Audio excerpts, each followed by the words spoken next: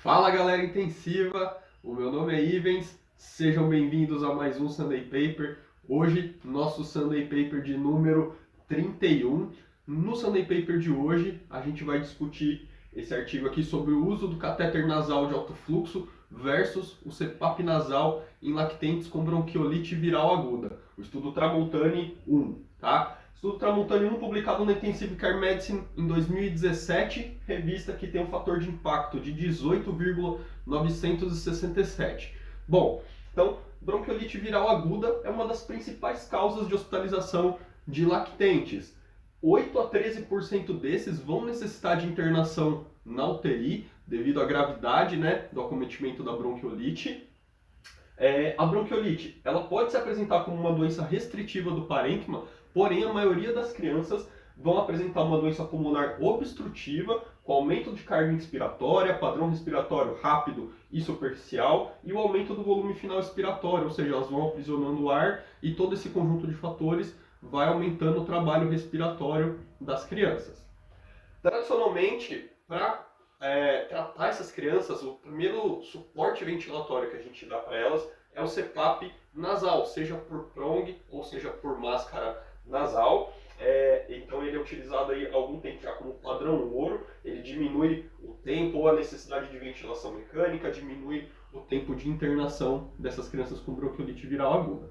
Porém, ele é associado a uma maior necessidade de equipamentos específicos, um pouco maior dificuldade de instalação, de treinamento da equipe, maior monitorização dessas crianças.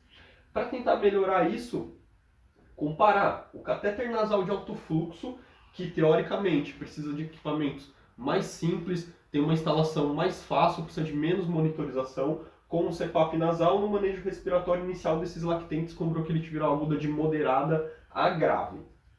Então, foi feito um ensaio aleatorizado, controlado, prospectivo, multicêntrico em 5 UTIs da França, e foi um estudo de não inferioridade. Então os autores queriam mostrar que o catéter nasal de alto fluxo pelo menos era igual nos resultados comparado ao CPAP nasal. Depois, no fim, depois que eu dar a conclusão do artigo, eu vou comentar um pouco disso para a nossa realidade aqui no Brasil, tá? Essa questão da não inferioridade.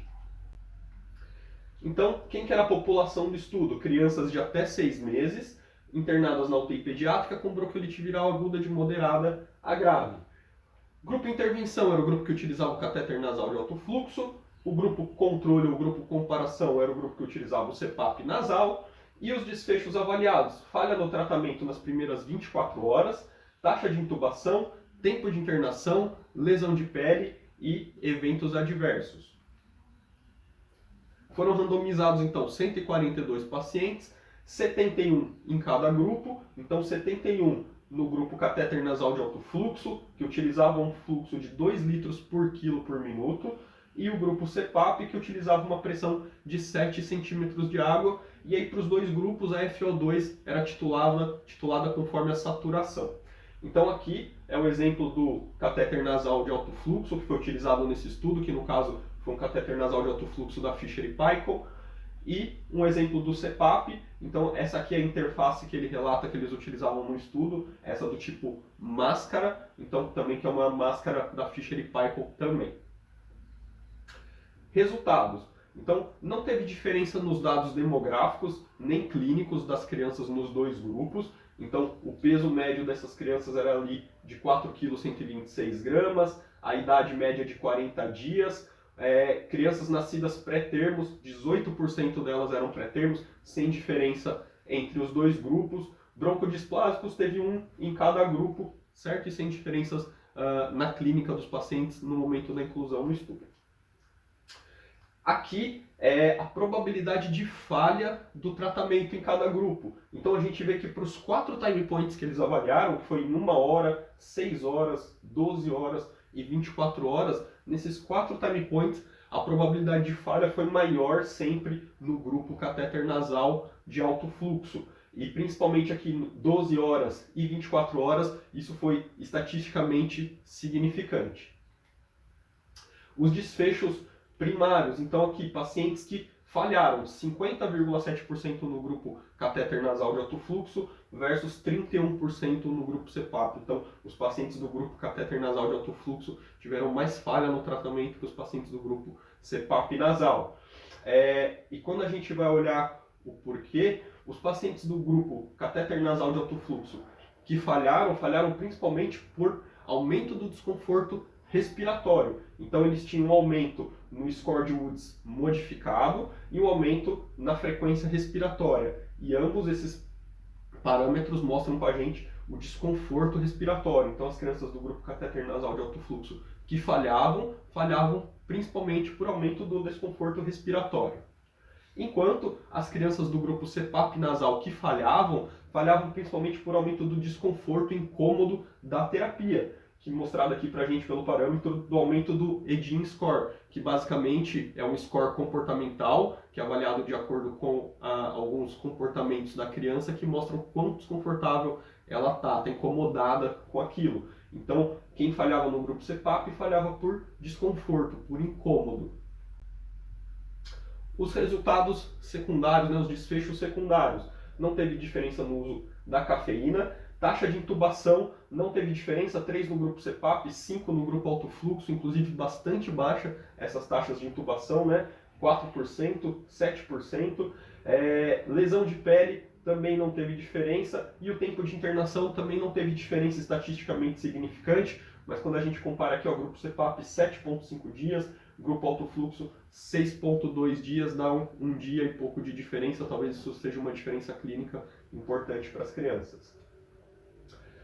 Análise de não inferioridade do catéter nasal de alto fluxo. Então, deu um risk difference de 19%.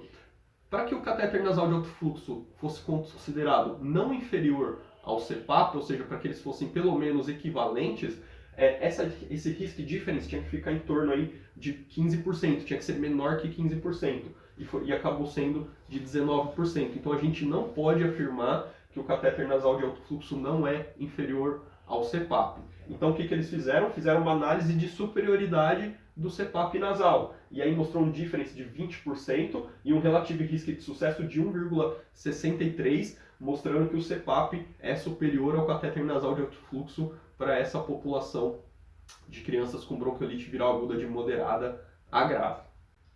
Conclusão: em lactentes internados em UTI pediátrica com bronquiolite viral aguda de moderada a grave, o suporte ventilatório, tanto com o CPAP quanto o catéter de alto fluxo, se mostrou seguro, com taxas muito baixas de intubação, baixas taxas de lesões de pele, ausência de síndrome de vazamento, que é pneumotórax, e morte. Nenhuma criança morreu nesse estudo.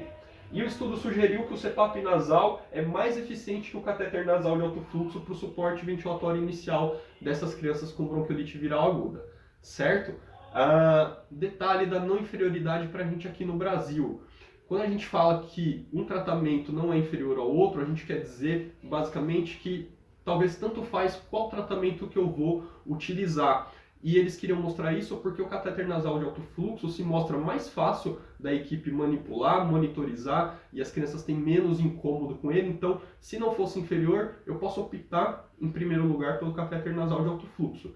Para a gente aqui no Brasil, isso tem um detalhe, porque a terapia com catéter nasal de alto fluxo para a gente aqui no Brasil ainda é muito cara. A gente precisa de aparelhos específicos para isso, que precisam ser comprados ou alugados, e a gente precisa comprar o conjunto do circuito do catéter nasal de alto fluxo, que é extremamente caro para a gente ainda e é descartável. Enquanto os nossos equipamentos que a gente usa de CPAP, geralmente são os mesmos que a gente já usa para ventilação mecânica invasiva, então já estão lá nas UTIs. Alguns tipos de circuito são até são reutilizáveis, e os que são descartáveis são muito mais baratos que os circuitos de catéter nasal de alto fluxo.